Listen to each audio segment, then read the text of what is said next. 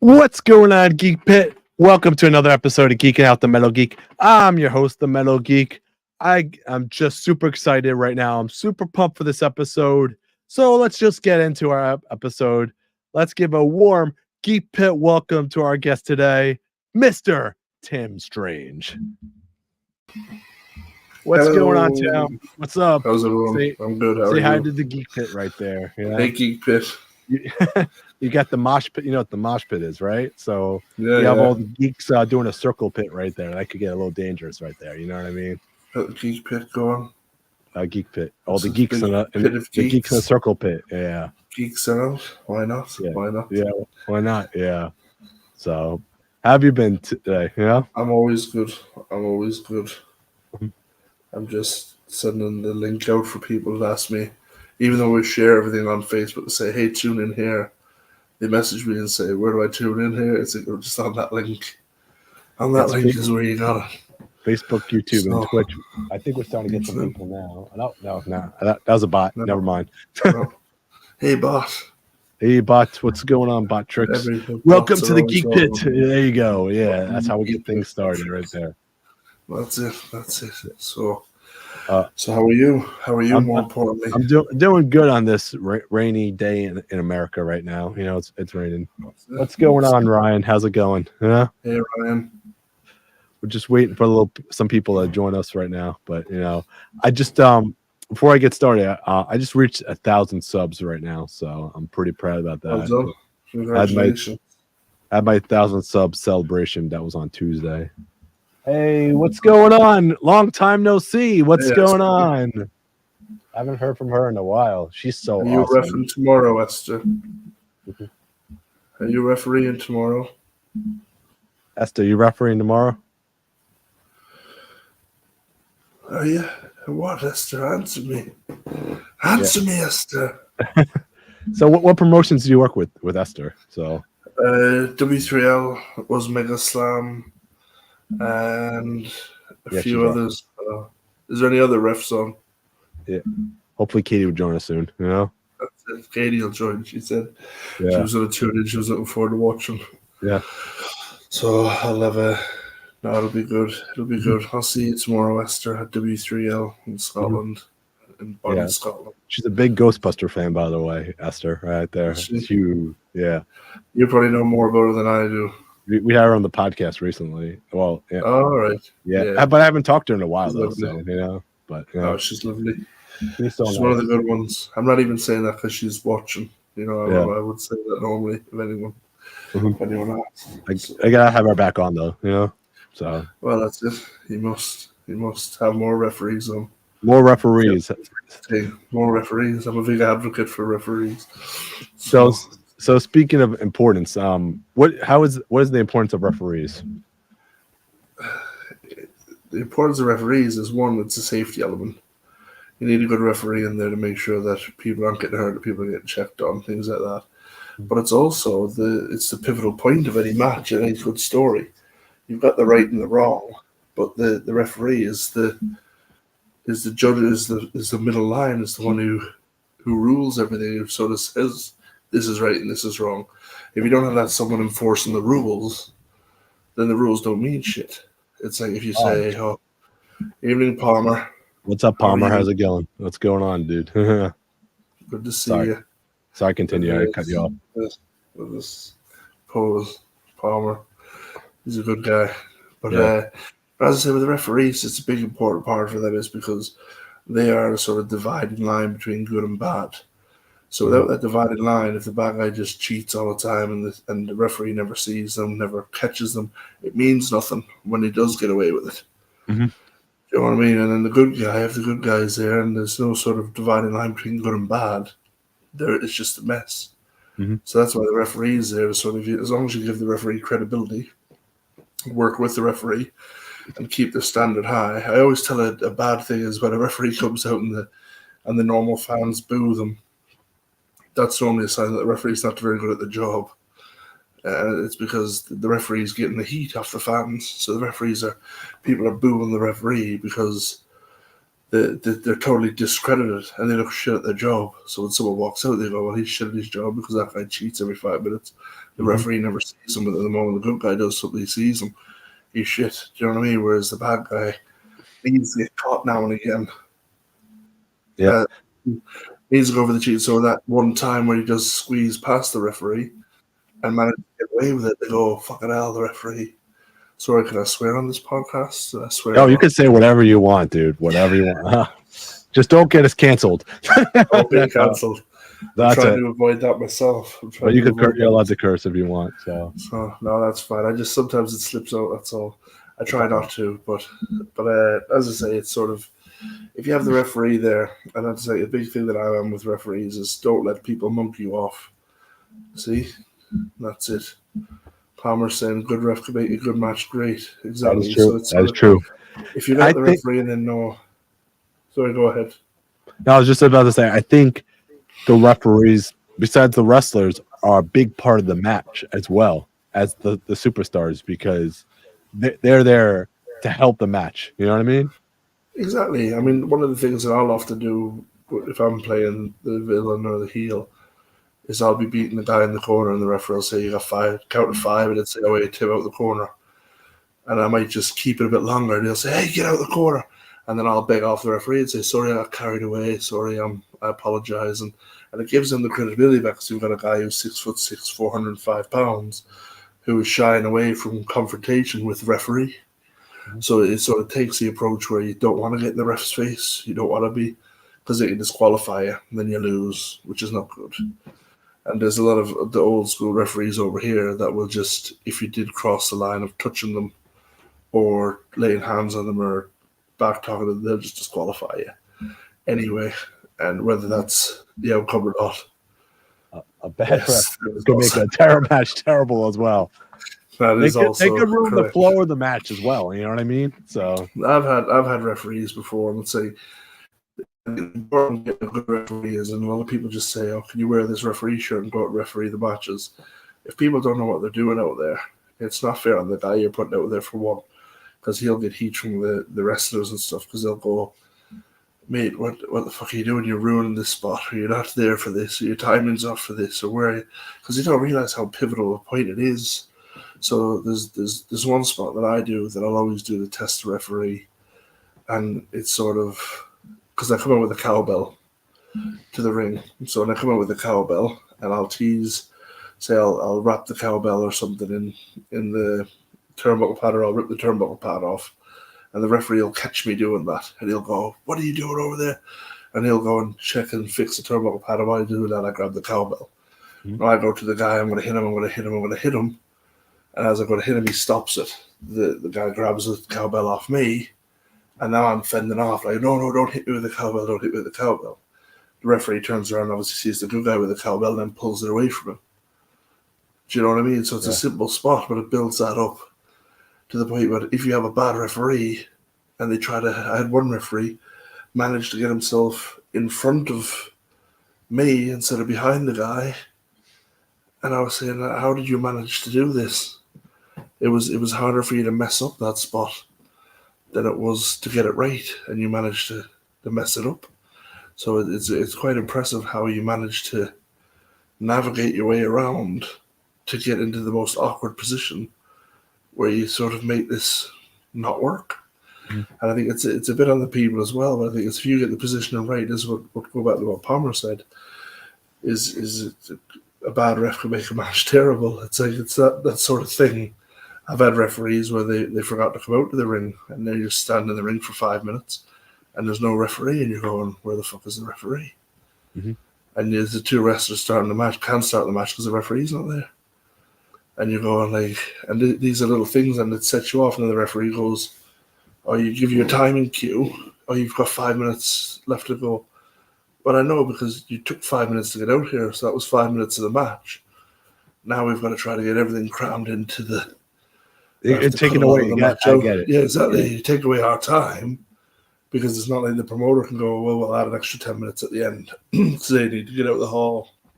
They need to tear down and everything like that.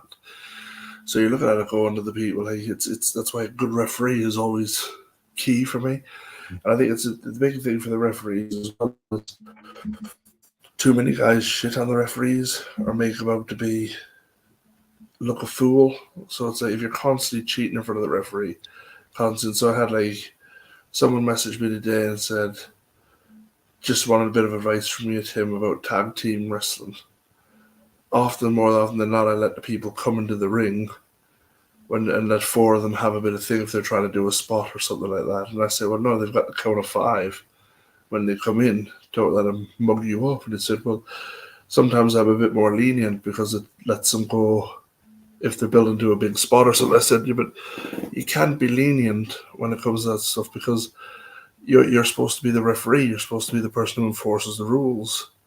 So you can't say, it'd be like in soccer or football, all right, I want to let this guy do an illegal tackle or illegal challenge on this guy, but he's about to cross it into his box for the guy to do a cool overhead kick.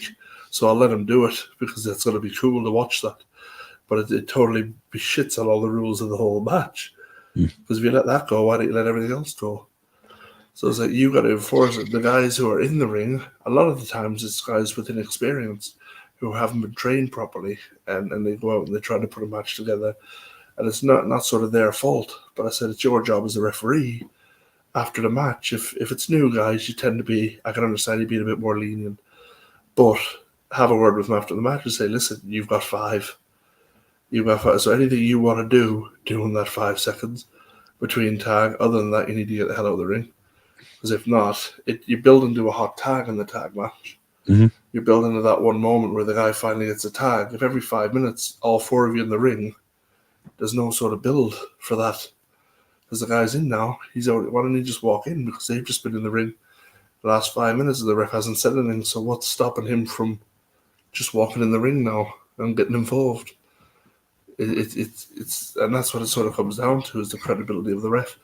And if you lose the credibility of the ref, it doesn't really help the match at all. Yeah. I've noticed that in some wrestling matches that there'll be like a lot of shenanigans going on. You know what I mean? Like for example, like the heels, the ones that are supposed to be cheating, right? Am I right? Or correct? Right? And the faces are the ones that are cheating during the match because the referee's not saying nothing. And I'm like, what kind of crap is this? You know what I mean? It's like, well, that's it. I mean, one of the clearest ways that you always say it is the heel will do anything to win, including cheat. And the good guy will do anything to win except cheat. So the one defining factors is that the good guy got to win by playing by the rules, or is the bad guy going to cheat and get the victory? And that's sort of, other than that, the good guy always is a better wrestler, and then all of a sudden the bad guy cheats and wins. That's the simplest story to tell. But it's very effective until you get people who just go, I'm going to cheat because I think it's cool to cheat. Or you get heels who go, I just want to be this funny, cool heel and come out and be funny and people love me, but like I'm a bad guy, so I could still do the cool bad guy stuff. But I'm loved by everyone as well. It's no. There's so many. There are so many cool heels nowadays. Like you have Kevin Owens, you have this wrestler that's near me in my local promotion. People cheer him because he's just a cool bad guy. You know what I mean? So what's your opinion? There's a difference between like Kevin Owens isn't a cool bad guy. I'm saying that right now is a face. Right now is a face. But he was a cool bad guy. People love to cheer him. There's a different sort of the rules. So, see, I'll always find that if you're a heel, and sometimes even if you're a proper villain and a big heel, and you do everything you can to get heat on you, there's going to be a fraction of the fans who just like watching the bad guys. I got Scar tattooed on my arm because I love Scar from the movie Lion King. Do you know what I mean? And I was always drawn to that character. And I think it's like there's always those remit of fans, or those small group of fans that are always going to love the bad guy. But then there's the cool heel, if you will, strikes me as just shit. Like there's no such thing. It's either a heel should be everything that's unlikable. Every bad quality of a person should encompass what a heel is, and every good should be the baby face, the blue eye, should be everything that's good in the world and everything right and pure and virtuous. So when you look at it like that and you go, well, I'm going to come out, but I'm going to be funny, or I'm going to make jokes about the babyface, and all of a sudden they're laughing at the babyface with the heel. They're no longer getting sympathy now for the babyface. They're getting people liking them, which makes them likable, which is not what you want. Not what you want. It's not your fucking job to be likable. It's your job because people hate you and people think you're arrogant or people think you're an asshole. So, but there will always be the small fraction of fans that just like the bad guys. Like when I was a kid, I liked the bad guys. Do you know what I mean? And that was more drawn toward them. Obviously, I like Bret Hart being from Canada and things like that. But it was sort of the bad guys always drawn you. And then when you had Austin, who was like the anti-hero, but Austin encompassed that attitude of, I just want to go out and kick people's asses. And the only thing really that changed for Steve Austin was whose ass he was kicking. But that was all right for Austin to get away with that. Because, for one, it was sort of, there can't be 100 Steve Austins running about. But that's where Kevin Owens falls. Kevin Owens falls in the section of he can go out and kick ass, and the only thing that really changes with Kevin Owens is whose ass he's kicking. Yeah. If he takes a liking to, and those are more what I would say tweeners. I think Austin was always more of a tweener than he was a face or a heel, because it just depended. If you put him face and say a face Rock, Austin was now a heel. He's more tweener edging towards heel. Then when you had it was more of a Kevin Owens, the same thing. See, there you There's go. no such thing as a cool heel. If you're a cool guy, the fans cheer you. You're a face. Exactly, and that's what it comes down to at the end of the day. It's just people trying to be lovable, but want to be that. They want to be the heel because they think it's cool, but then they don't really want to be the heel because they don't want people hating them. They want people to still like them. Then, like what Palmer said, you're a face. Do you know what I mean? So it's one of those things where people just look You at could be a it and tweener. go, You could be a tweener too, though. you could be a tweener. Like my character tends to be in some places a tweener, 18 plus shows and stuff I do, because for one, I'm a cowboy. Everybody likes cowboys, and when you go to some shows, people tend to go out and say, you know what I mean? Oh, I like this guy. He's a cowboy. He's funny. He does it, and it takes them back as they look at me and go, oh, the Stan Hansen inspiration, the Terry Gordy, the Dusty Rhodes bits and stuff like that I do with the struts and the stuff like that. And I think people like that as an 18 plus audience. But I can do the same stuff in front of a family show and the guys go, oh, he's a bastard, him. Oh, he's hitting him and he's strutting around being arrogant. He's arrogant, him, and he's an asshole. And that's sort of what you come across as. But as I said, in the 18 plus shows, it just goes to show it's like, my guy doesn't really cheat as much because 6'6", 400 pounds, I shouldn't have to pull the tights to beat someone. But it depends on who I'm beating up. Because I can go out there and beat up somebody who's the biggest baby face ever, and I'll get booed because I'm beating up the biggest baby face ever. And if I go out and beat up the biggest heel ever, then I'm getting cheered because I'm beating up the guy they want to see me beat up.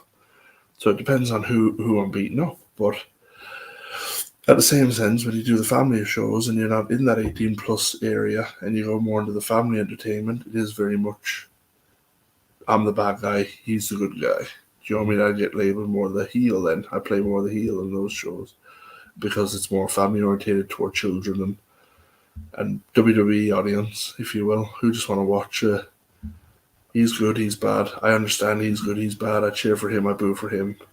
Shut up, Katie. Holy shit. No, hi, Katie. So, no, but as I say, the ref should be a good. The ref should be just as good as a worker. The ref should only be seen when they need to be, as not take away from the match. Katie Crosby, Neil Idol, Mike Pope, yeah. to name a few. Yeah, So who are some of your favorite refs that you worked with? And I don't want to put you on the spot. I mean, like the ones that get the biggest crowd reaction. You know, that working with. So for me, I like obviously Katie, reffing Katie, working with Katie is always great. I like wrestling with reffing with Katie because she's a lot smaller as well. So I know she's a lot smaller. So when she's in with someone like myself or like a Keg Stacker or a few of the local lads here who are naturally big guys, she makes us look 10 times bigger because she's such small in stature.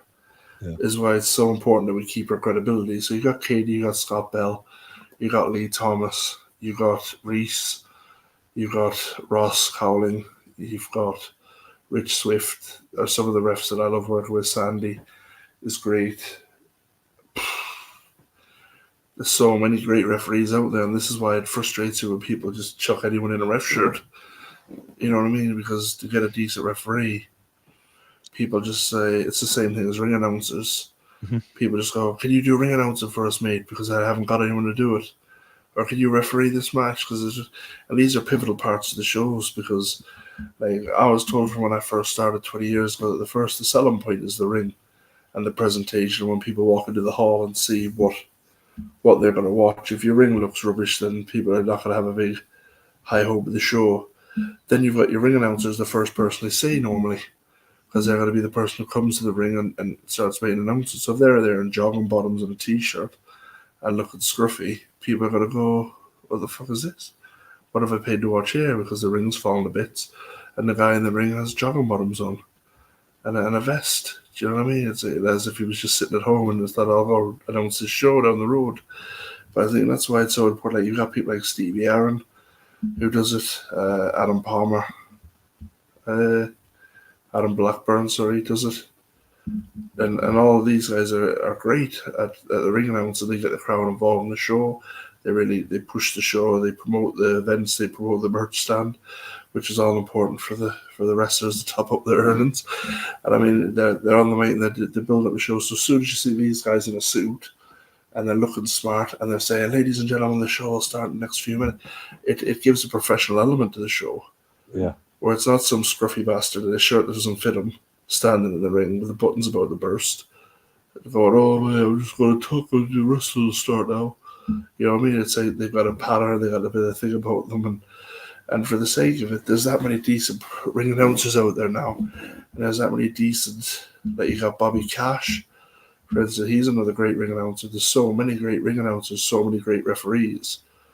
There's no excuse for people just to be putting anyone in that ref shirt. Especially when you've got guys going out there risking their lives. The referees are there because they're going to be checking people, making sure people are all right. But the same thing with the ring announcers, they've got their eye on everything. Mhm. They're sitting out there watching them, and they know if something goes wrong. An experienced ring announcer can say, "No, I think he's hurt himself there, or I think he's done this," and they should tip off the ref. I tell them, but if you've got a referee out there who doesn't know what he's doing, a ring announcer that doesn't know what he's doing, you know, I mean, the whole show looks debacle. That's not what you want. So for me, it's sort of those are my to answer your question. Those are the referees who I sort of like. I've probably missed a few, but there is a lot of great referees out there. And then I segued into ring announcers. But You need to be able to trust everyone. That's the thing. Without you have it, yeah, I didn't even just. I said Esther, didn't I? I did say Esther. Man, don't leave out Esther, man. I'll always leave out Esther. Always leave out Esther.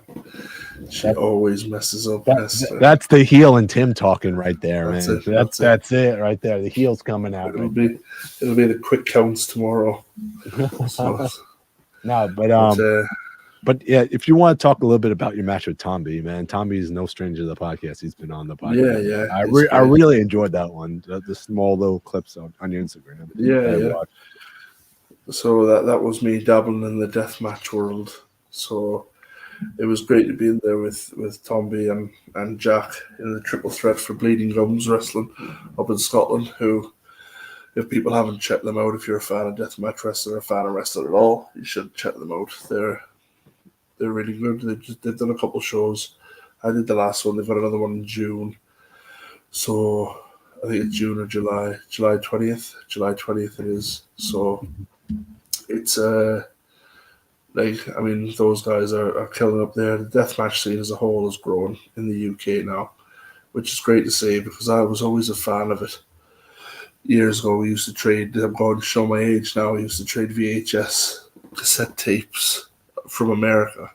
There was a guy called David Pick over here. He used to go over to America and gather the cassette tapes, the VHSs, bring them back here, and then convert them. And he had relationships with like CZW, and IWA Mid-South and people like that. He used to bring all the tapes over here, and then me and the boys used to go and buy them off him and then trade them amongst ourselves, or tape trading and stuff, just to see what we got. But there was no real scene over here then for it. And you look at it now, it's like I can go on YouTube now if I want to watch a match, just go, oh, this match, bang, and it comes up.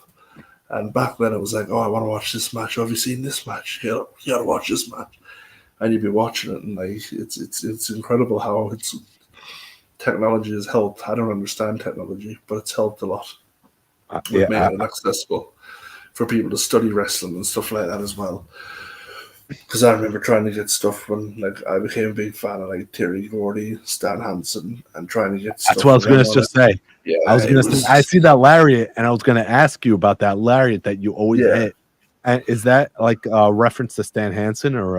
It is Stan Hansen and JBL, but people don't understand the hours that I spend watching lariat videos of loads of different wrestlers and sort of trying to see the different motions and different actions they take and executing it to try to make it as good as possible. Do you know what I mean? So it takes hours of studying tapes and watching videos, and everyone always laughs at me because I'm very protective over the lariat and stuff, but it is a nod to obviously Stan Hansen and JBL, who are two of my favorites. So that's they're always up there. Hey Rob, how are you? How's it going, dude?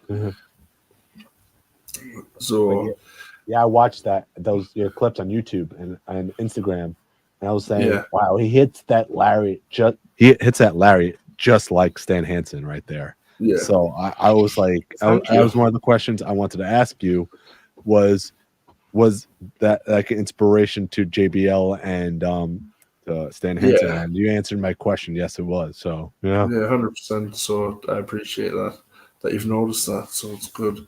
But I also collect a lot of Stan Hansen memorabilia and stuff. So it's like I've got little action figures, and my wife will often get parcels turned up at the door and be like, what the hell have you been buying now? And it's always pictures of Stan Hansen and signed photos of Stan Hansen, everything like that, just for the collection. Thanks, Rob. Thanks, Rob. Yeah, thank you. So I mean, it's one of those things where he's always been I always liked watching him, but trying to get tapes and stuff of him and Terry Gordy and all that sort of stuff back in the day, it was very, very difficult. I mean, Ric Flair you tend to get because it was WCW stuff, and you could get a lot of the early WCW stuff, which gave you some of it, but you couldn't really get a lot of All Japan and things like that. Hey, Andrew. That's Bleeding Gums. How's it going? So everyone should message Andrew if you want to be on Bleeding Gums show. He loves receiving just countless messages to book. I'll make sure I message him after the podcast is over. Everyone light up now. Nobody does any cowboy gimmicks, so he only needs one cowboy. He doesn't need any other cowboys, so cowboys need not apply. But so, who are some of your favorite Stan Hansen and JBL matches that you really enjoyed watching? The whole JBL title reign for me was golden because it reverted back to the heel winning the matches, just fluky winning the matches, like the barbed wire cage match you had with Big Show. What's up, Steven? How's it going? Thank you so much. Chokeslam off the top rope through the floor of the ring, and then when Big Show was just leaving the cage, JBL crawled out from underneath it. Do you know what I mean? So the little title retains and stuff like that he had. Drew Ashton's good as well. Yeah. Steven Summers, Demon Storm. Yeah. I mean, these are all. This is what I mean. I'll list names and you'll always forget people. Yeah. I can't believe I forgot Drew though. I speak to Drew a lot. Yeah. She's great. Yeah. So Stan Hansen. Sorry. Stan Hansen. Stan Hansen, Vader. Any of those are good. I mean, Stan Hansen. If you just search Stan Hansen All Japan Pro Wrestling, I find new dreams every day on YouTube now. And I scroll down a few things, but anything with him and Terry Gordy in it, him and Brody, Bruiser Brody, anything like that is always good. I like watching the old tag stuff I like watching him fighting him and Terry Funk. Always gave a good match. Mhm. I quite enjoy the one with him and Hulk Hogan, Stan Hansen, Hulk Hogan, because I always liked Hogan anyway. But when I started watching Hogan in All Japan and in Japan and stuff wrestling, you actually got to see what he could do and things like that. And he was Hogan vs. Muda. always, yeah, Forget that's it, another man. good one.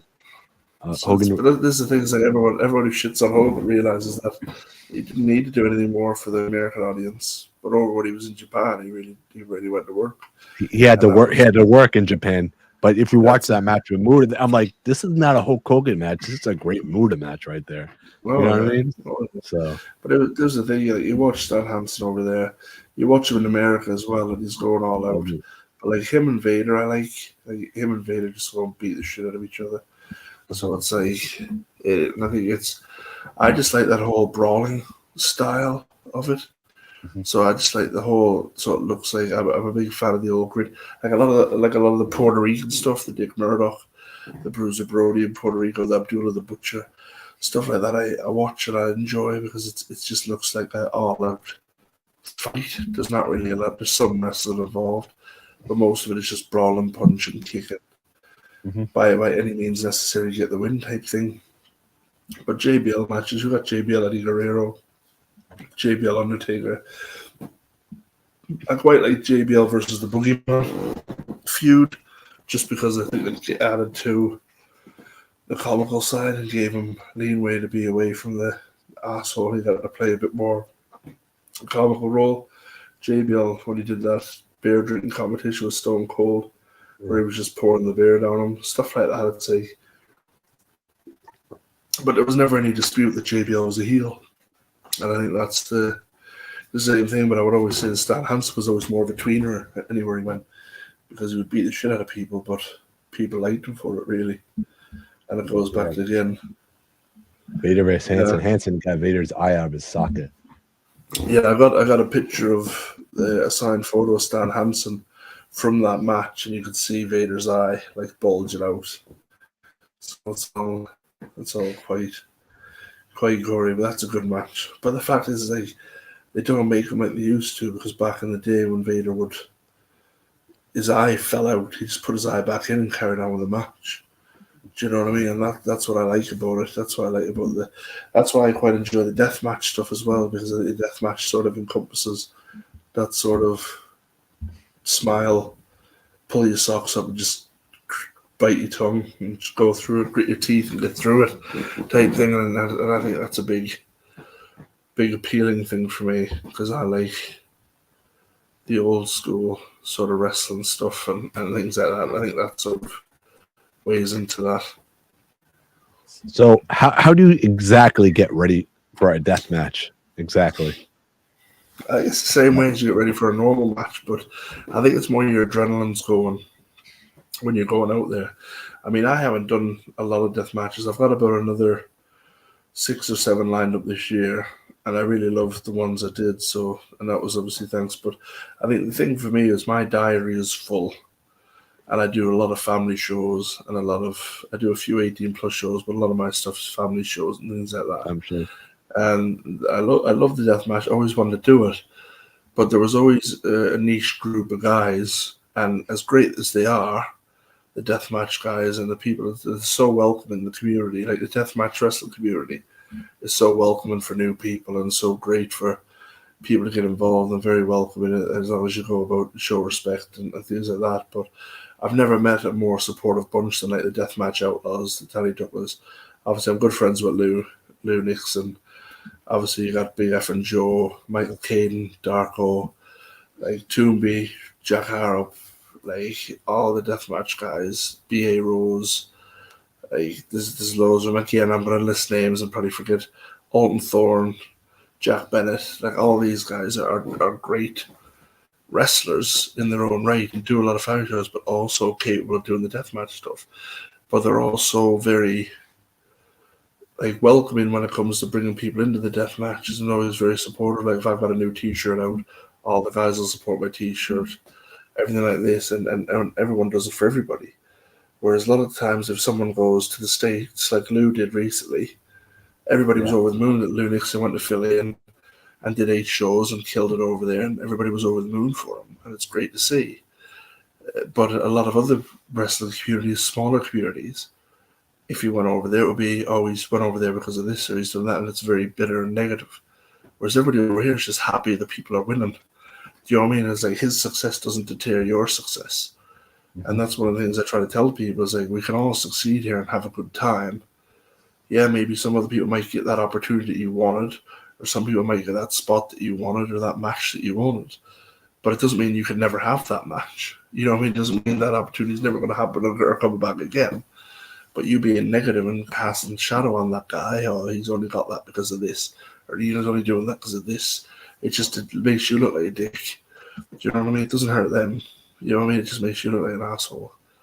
So I would just say, like, if more people could be supportive of each other and see when people are doing well, be happy for the people that are doing well, and if people are doing bad, put an arm around them and try to build them back up again, which is what I see a lot more in the deathmatch community than I do. Like, if you're worried about something, or you're worried about something, you speak to the guys from deathmatch, like, you know, it's all good, don't worry about it, it's all, you know what I mean, and they put your mind at ease. And I think but going back to your question, it's very much the same as getting ready for any match. Once you're out there and you know the crowd want, and you know the crowd is very different at a deathmatch show than it is at any other show. I can tell. They're very loyal fans, but they're very great fans. They'll travel all over to come watch it. Even though I've only done one deathmatch show, I've been to a few. As part of Rise, helping with Rise and stuff like that on the days, and sorting stuff out for people. So when I've been around those shows and you meet these fans that travel they fly in from America, do you know what I mean? They come watch the shows, and they're buying the guys' t-shirts, and they're supporting the guys, and they're doing all this. And when you look at it, you go, why is that guy going out and doing that for 100 people? It's because those 100 people probably traveling a lot of miles and paid a lot of money to come watch you do what you do. And anything less than what you want to put in, anything less than 100% is fucking ripping those people off. And you build relationships with these guys, these fans that come out to all the shows, and no matter where they go, these people will be there. Like, I'll go to a show in Derby at Kumite, and these fans will be there. I'll go to a show at Bleeding Gums in the tip of Scotland, they'll be there. Do you know what I mean? You go over to Philly, they're there. Do you know what I mean? They go everywhere, they record it, they put these clips up and things of your matches and stuff. And that's what you want. That's the wrestling fans that you want to have around you. Do you know what I mean? People that will support you and look after you and be there. And so thank you to them, really. But obviously, I'm probably talking out of turn because I've only done one death match at this minute in time. But obviously, I notice these things from being in wrestling for as long as I have. So it's always a credit to the fans. Mm-hmm. But yeah, the match with Toomby was great. The match with Toomby and Jack was great. Awesome. So, that was awesome. The match with Toomby was awesome. So we've got that. I got a tattoo out of it, a free tattoo. So, is there anything you learned from Toomby? Sorry, from working with him. I mean, for me, it was like the importance of it. I always said how it because I've done it for 20 years, so I know about sort of keeping your head on and relaxing and stuff like that.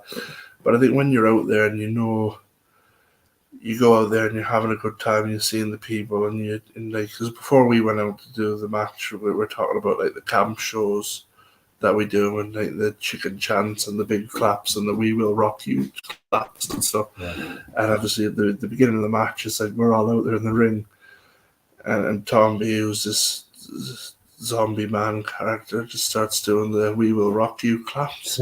So it's like, I think it's just important to sort of like, while you're out there doing the match and enjoying the match and giving the fans what they want and putting your body through hell, you're also out there loving it and enjoying every moment of it. So I think it's one of the things I took away from that is, even though it's deathmatch wrestling, which is different from the other styles of wrestling in certain ways, it is very much the same as everywhere else as well. Do you know what I mean? It's always still the same elements of you got to be out there loving it, or why would you do it? Because people won't do independent wrestling for the money.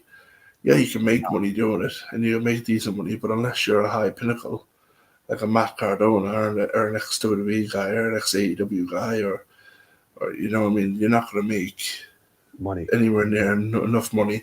I'm sure there's some wrestlers out there that do. Like there's a lot of people like Effie does very well.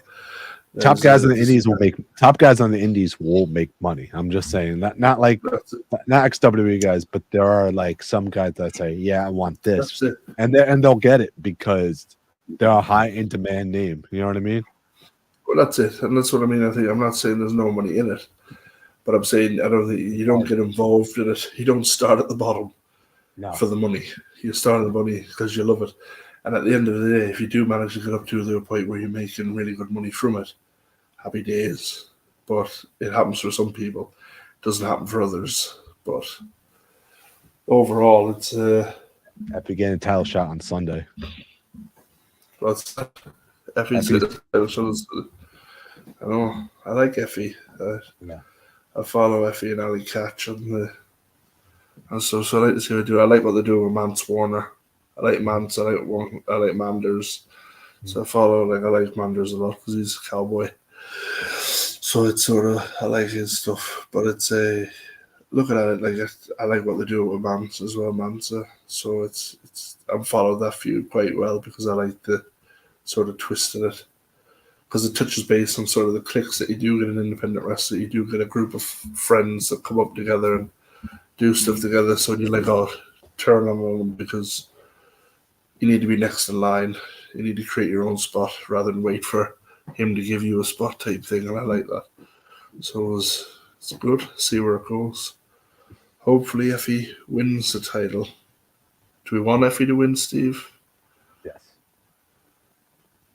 I do, but does Steve want Effie to win? Steven wanted Effie to win.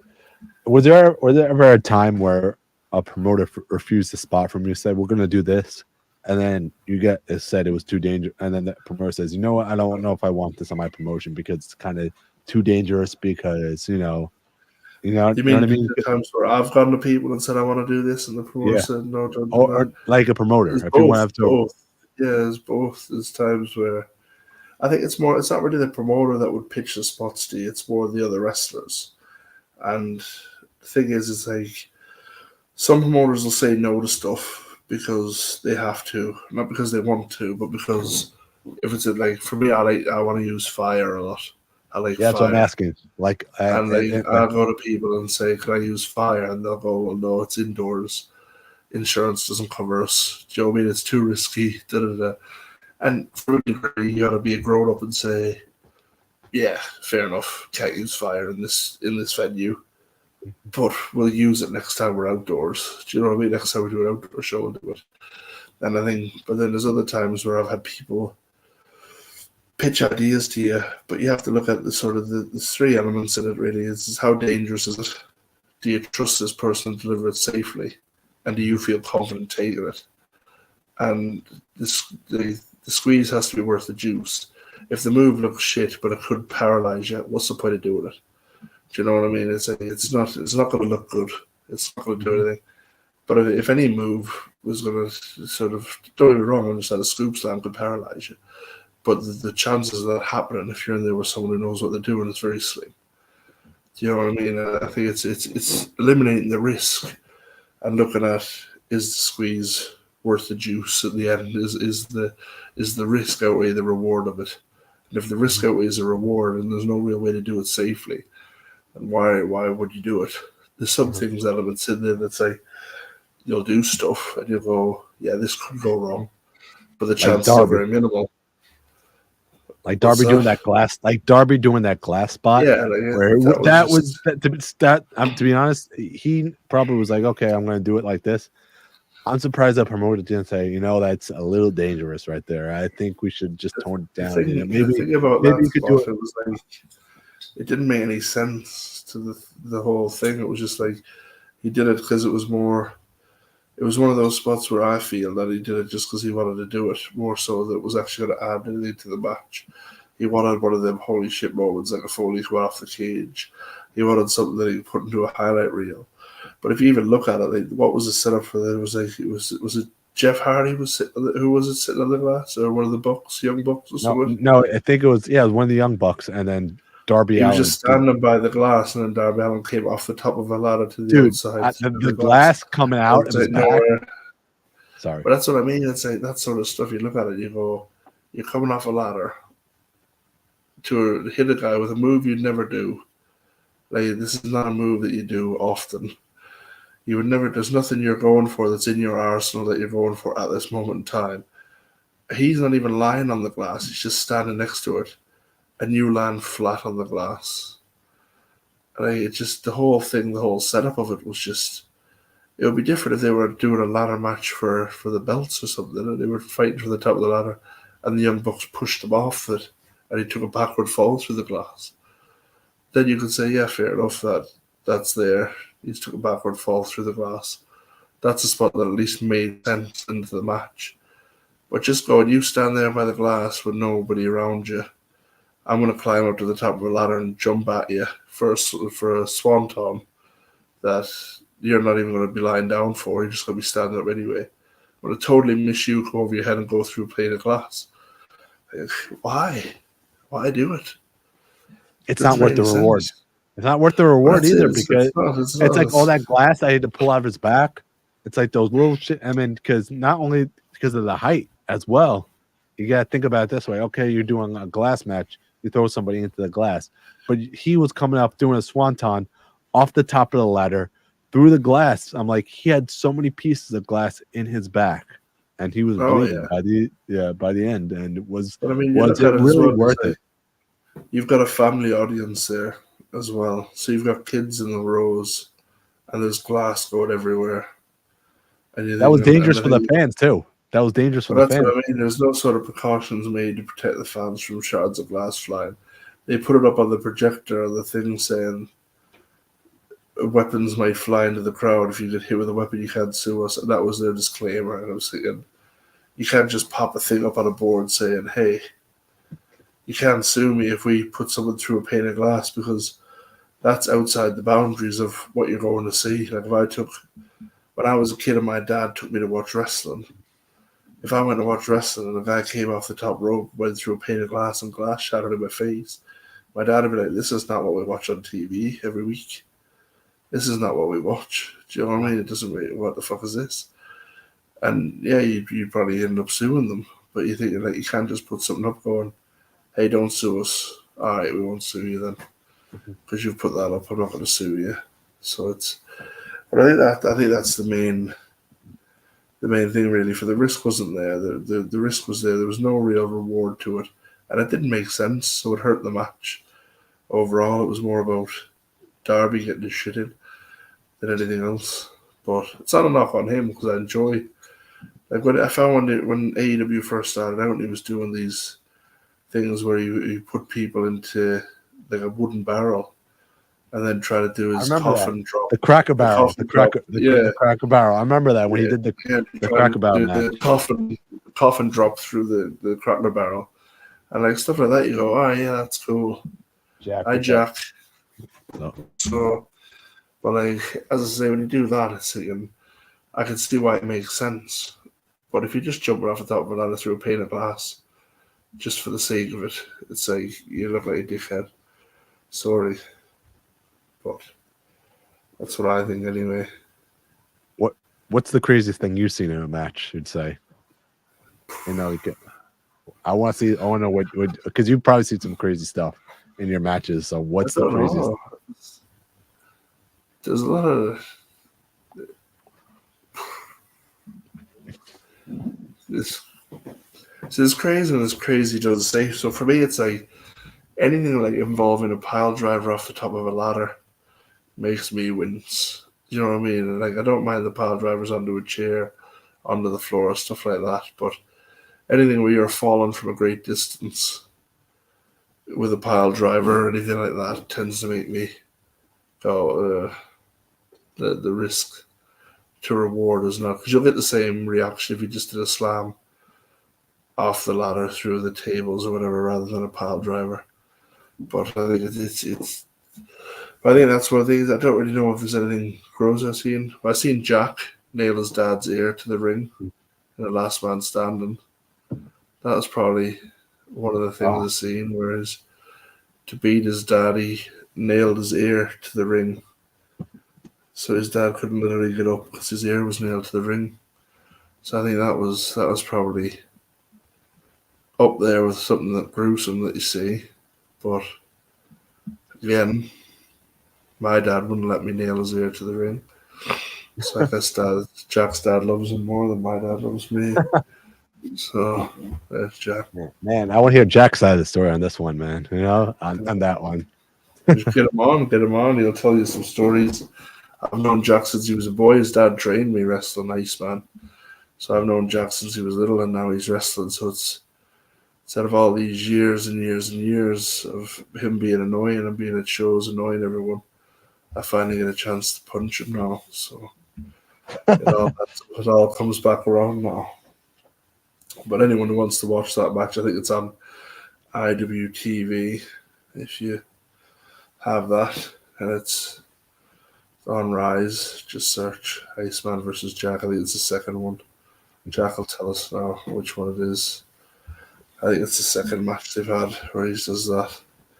But no, I mean it's there's a lot of good wrestling. There's not really a lot that I would say no to, unless of course it made no sense and was pretty stupid. Like if the risk outweighed the reward massively, it's probably a no. But like I don't mind doing anything. It's a bit of fun. It's not like a heel. I'll be there. I'll do it. But What's it like working with Lou Nixon, and what's the biggest piece of advice you learned working with him? So working with Lou, it's always good. Like I've got a few people who I always like enjoy working with. Lou is one of those people. So I've known Lou for quite a while now, but me and him are on the road together all the time. So it's we watch each other's matches all the time, so you know what everyone's thinking.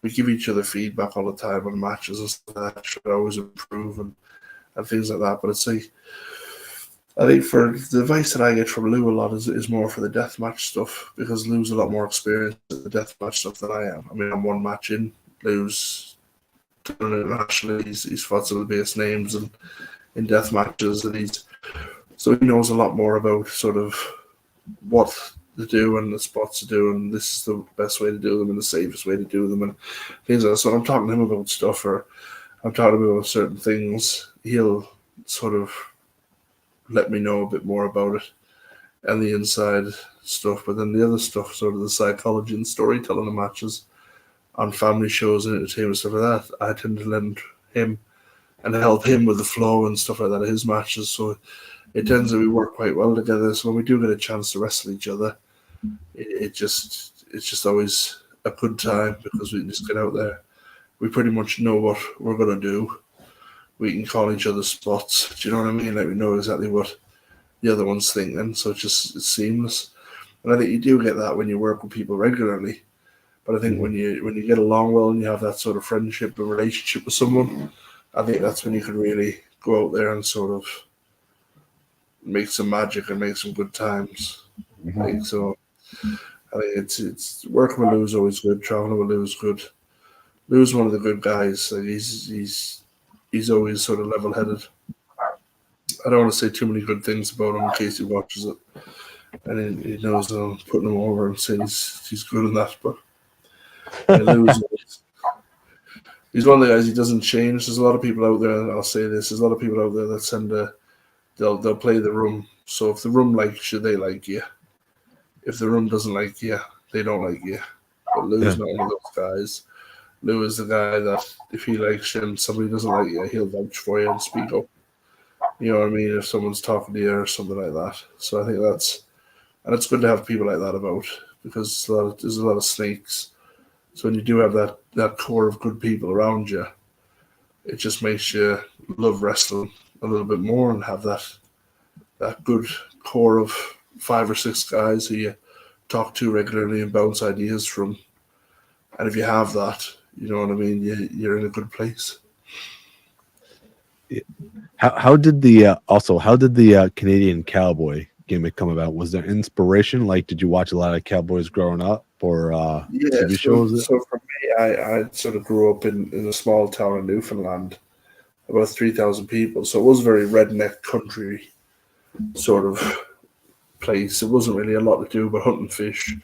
So you grew up with very much the Western sort of mentality, and men were men and women were women, and this is this and that's that, and that's the way it is. And then when I was a bit older, when I got a teenager, we moved to Calgary. And Calgary's obviously Cowtown, Stampede, everything like that in Calgary. So it tends to be a bit more, you've got a lot more there, cowboy Western. But then I've spent a lot of time living out in Texas.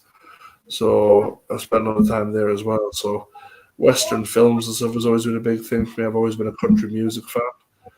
I always sort of got, I wouldn't say pushed into different roles through wrestling, but out of 20 years, I've spent a lot of it doing like the Canadian Patriot, and then I've spent a bit of time doing like tag team and being Mexican, and then I think it's just sort of trying to niche that's you. Like they always say, the best gimmick is you with amplified up, and I'm just a country boy. So if you take that and you amplify it up, you add a cowboy hat and a bull and a cowbell, you know, and a bit of rope and a vest, cowhide vest, and there you go.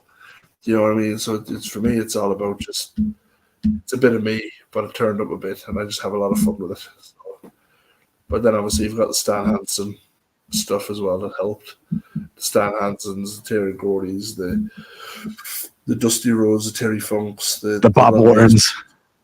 Exactly. All these, the Billy Jambians, everyone like that comes up, and I think it's those sorts of guys you watch and you go, yeah, I like them. And then when you sort of convert your style to more of a brawling style based around them, and then you're already doing sort of a redneck cowboy, and you may as well just be a cowboy. And it's a good, people relate to cowboy, people relate to cowboys. Then I was a big fan of John Wayne and stuff like that as well. So that always Clint Eastwood too. Clint Eastwood were you a fan of, or right? Yeah, Clint Eastwood was. I like John Wayne a bit better, but it's I went to the John Wayne Museum and stuff, so it was all. It's good. But yeah, I love country films and stuff. So it was always good.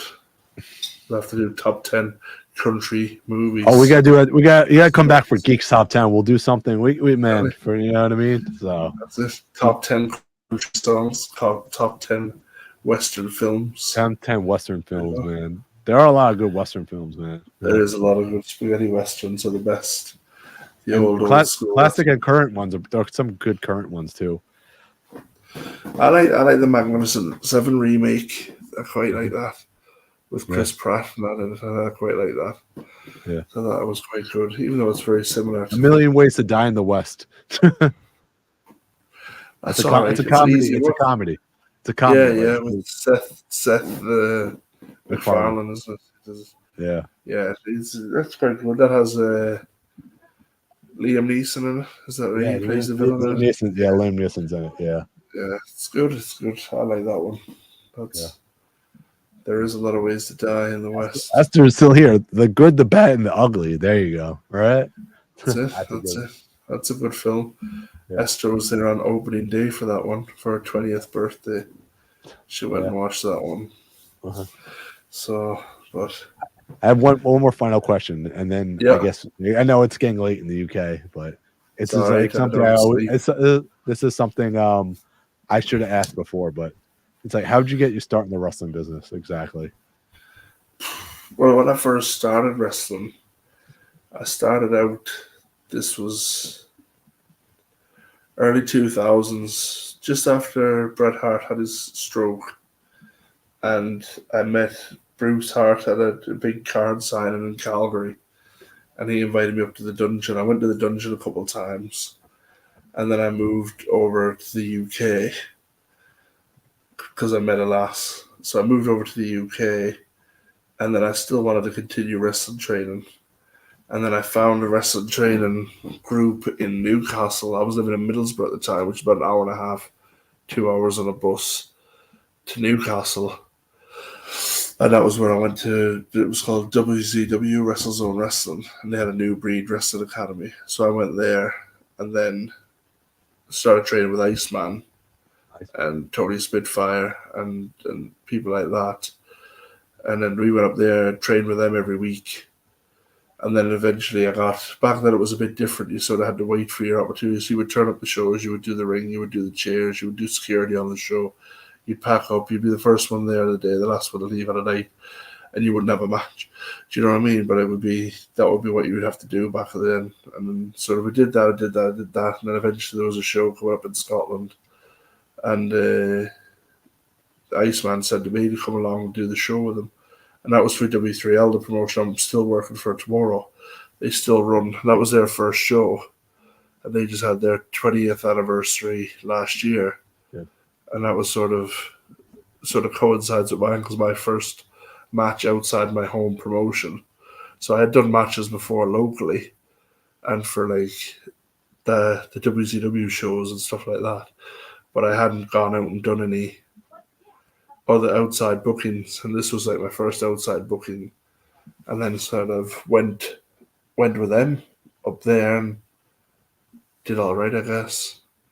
So I think the match in my head is probably a lot better than what it actually was, but I don't think there's any footage of it, so I just live in my head and think it was a 5-star classic. But I always remember I dedicated, the only thing I remember about the match is I dedicated the sharpshooter to Bret Hart, and I botched it. I messed it up. Oh, so in the middle of the match, I said, "This one's for you, Bret," and then I messed it up. Jack seen the match. Jack would have been there. He would have been about 4 or 5 probably at the time, but he would have been there as well. So it was, that's how I got started. And then I went from there. You met people, and you start doing the summer camps over here and start tag team, and just started doing loads of cam shows and then meeting people and then getting more bookings. And before you know it, diary's full. And you're wrestling every weekend and wrestling through the week. But it's good. I mean, I think it's flown over. It's gone a lot quicker than I would have thought. Wrestling, but that's how I got my start in it anyway. It was a lot different back then than it is now. There's a lot more promotions now than there was back then to get your foot in the door with and stuff. So, which is both a blessing and a curse, I think. So that's a chat for another day. That though. Yeah, man, I could talk all day because there's just so much. I know you got to go because what time is it in the UK exactly? It's 10:30 at night now. 10:30 at night. So yeah, but anyway, like there was one thing I was going to ask is like, what do you think about the resurgence of the UK? Do you think that they're actually going to come out with NXT Europe, or do you think? I mean, for me personally, I think it's a good thing. So there's a lot of people over there who when I first started out, was starting out at the same time as me. And the WCW promotion had an agreement with BCW, that was the promotion around Scotland, that had trainees like Wolfgang, who's in the WWE now, and Drew McIntyre and that. So they'd be on the shows with us just cutting their teeth and learning it. But Drew from day one was always an incredible athlete. The same with Wolfgang, he was always great. And the thing with Wolfgang was he's never changed. He's still such a great guy now, even given all the success in the world. He's never changed, and it's always nice to see good people like that do well, and good people like that succeed in what they want to do and their passions. But I think for a lot of it, it's like the resurgence of the UK. I don't think the UK really died off at all. I think it was I mean like NXT UK, like that kind of shut down. But I'm just saying, like, for the NXT UK seemed real surge. I think it was COVID that really killed off NXT UK, but NXT Europe wouldn't be a bad idea. But I think a lot of people now it's sort of, I'm not saying a lot of guys wouldn't go there, but there's a lot of people now who I think have sort of warned off the idea because they've seen, well, guys go over there and they do this or they do that, and then they shut it down, and then you're back to square one. I mean, everybody there will tend to anybody wants to go there, if it's going to be a foot in with the WWE, of course they do. Yeah. Do you know what I mean? But it depends on what your goals are in wrestling and what you want to do. So if that's one of your goals, you ought to be aimed for. Is NXT Europe going to be? Do they need it? Probably not, because if you're that good, they'll fly to the States and get you a visa. Exactly. You know what I mean? And Yeah. I think that's the big thing. And I say there is a lot of great talent over here in Europe, but there's also Like a Walter. great. Like Walter, Exactly. somebody like someone like that. Like they wanted him immediately to come to move to the States, Well, and that's that it. was it. You've got Walter. You've got people like Rampage Brown, Shaw Samuels. Like there's loads of like top talented wrestlers over here. You've got Zach Knight, Soraya's brother, who's just wrestles now in AEW. Mhm. He's an incredible talent. You got Ricky Knight Jr. He's a great talent. Like, there's so many exceptional talents here, but there's so many great things over here on the independent scene. I think with other options now as well. Is you got to think a lot of times. I think when NXT UK started, I don't think there was an AEW then, No, or if it was no, there was. very. So like when all these little promotions are, there was no sort of options for anyone. So the WWE was creating that local options for people. But now, like you've got over here, you've got Progress, you've got Rev Pro, you've got TNT Extreme, and then you've got all the Rise promotions, the Kumite, the Bleeding Gums Wrestling. You've got ICW in Scotland. You've got W3L. You've got WAW, ran by the Knight family, and you've got all these great big promotions out there with swarms of talent. You're thinking you don't need to go and sign yourself exclusively to one where they might use you once every blue moon and they'll put restrictions on who you can and cannot work for. Mhm. So you sit at home collecting a check, you want to wrestle. If you're a young person, you sign one of these contracts and they sit you at home and you're going to training every week or every month or every couple of weeks when they have the training. And then you're just sitting at home for the rest of the time where they're telling you can't work for this promotion, this promotion, this promotion. You can only work for this one. And you're getting a match a month. When you used to work in 3-4 matches a week, you soon sit there going, what am I doing? I want to wrestle. And that's what I mean. It's a bit of it goes toward the love of it. And yeah, you want to be a success and you want to make it up to the top. But it was like that, what was said with Triple H. If people wanted to grind, I want people who want to grind. I want people who want to hustle. I want people who want to do that work. I don't want people who want to do part-time hours. I want people who want to be on the road. I want people who do all this. I mean, if you're at that stage in your career, very young, and you're happy to sit at home and collect a paycheck, then, you know what I mean? What is that? It doesn't really look good. You know what I mean? If you're starting out a new job, you're saying, oh, you know what?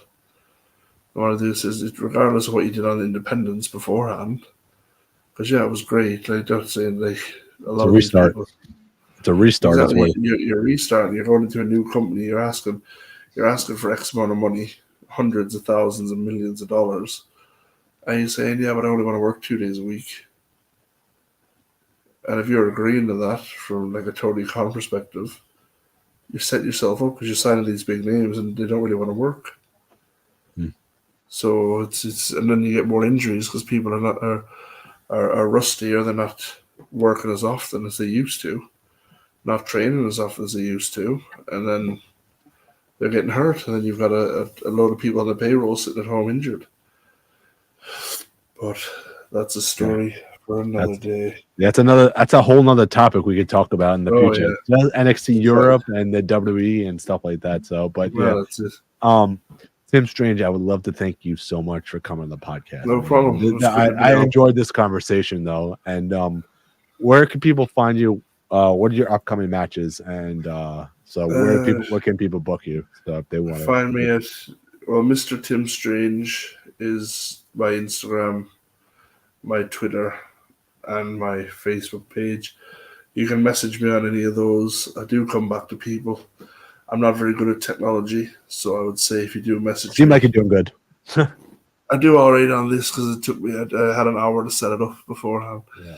But it's replying to messages. Like if I show you, my phone tends to be like lit up with loads of like red and hundreds of people and calls and 2,000 emails not read and stuff like that. It just gets ignored. So it's if you do message me, just keep messaging me. then and I'll reply to you. I'll get back to you. Obviously, You got back to me right away, so you know. there you go. You were lucky. I guess I was You were lucky then. But I was watching your podcast because you had people on. Yeah, So I that's had. how You had a I little was group familiar from with Fire Championship Wrestling. exactly. So So I was stuff. watching that. So when I was watching that, I thought, oh, and then you put it up. See, that's how things happen. That's how You things get Jack, connected. Lou and stuff and everything. Now Jack's there. You get Jack on and Lou on, and everyone and they can come on. I would love to have Lou and Jack That's on. it. You know. That's So it. yeah. That's it. See, now if you inbox them, they'll pick up because they're expecting you. Inbox them now. But no, as I say, it's been great chatting to you. We'll chat again, no doubt. All right. Yeah. So But we end our podcast. We will see you guys in the next one. Put our rock signs up right there.